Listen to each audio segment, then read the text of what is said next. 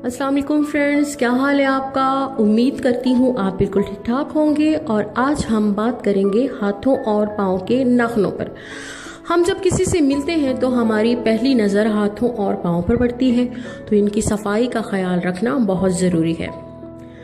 इस पे मज़ीद बात करने से पहले आपसे मेरी रिक्वेस्ट है कि आप मेरा चैनल सब्सक्राइब कर लें और बेल आइकन भी प्रेस कर दें, ताकि आने वाली मेरी हर नई वीडियो आप देख सकें। आज जिस मौजू पर हम बात करेंगे वो है फंगस, जो कुछ लोगों के हाथों और पाँव के नाखूनों में लग जाती है। ज़्यादातर ये बीमारी पाँव के नाखूनों पर देखी जाती है, जिससे ना सिर्फ पाँव बदनुमा लगते हैं, साथ ही साथ तकलीफ का भी सामना करना पड़ता है।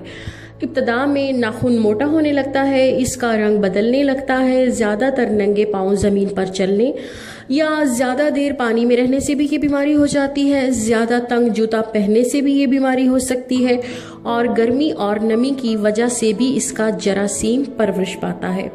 हर रोज़ बंद जूता पहनने से गुरेज करें, ताकि आपके पाँव ज़्यादा टाइम नमी में ना रहें।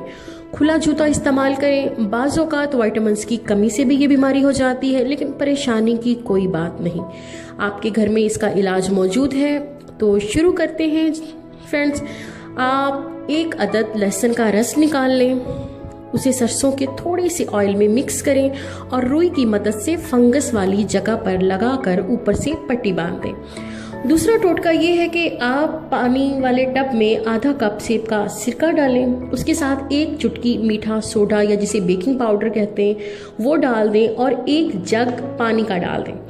5 मिनट अपने पाँव इसमें डिप रखें। इसके अलावा आप विक्स भी फंगस वाली जगह पर लगा सकते हैं, और अगर आप बहुत मसरूफ़ हैं और टाइम बिल्कुल भी नहीं, तो आप टूथपेस्ट भी अपने नाखूनों पर लगा सकते हैं और अपने रोज़मर्रा ज़िंदगी के काम सरअंजाम दे सकते हैं पेस्ट लगा के। तो फ्रेंड्स, अगर आपको मेरी वीडियो पसंद आए तो इसे फ्रेंड्स और फैमिली में ज़रूर शेयर करें। तो अब मुझे इजाज़त दें, फिर मिलेंगे किसी नई वीडियो के साथ। तब तक के लिए अल्लाह हाफिज़।